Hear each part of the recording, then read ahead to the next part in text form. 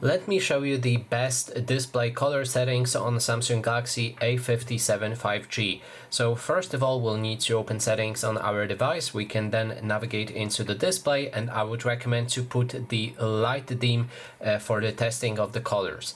After that, we can go into the screen mode right here, and then make sure that you have a vivid option selected.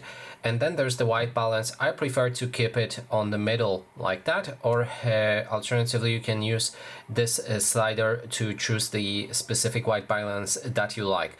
And now we're gonna go into advanced settings, and this phone goes into the red colors mostly with the display, so we want to turn down the red colors for our display. And also I don't want it to be too blue, so I'm gonna leave the blue at something like that, and then the green is all the way to the right.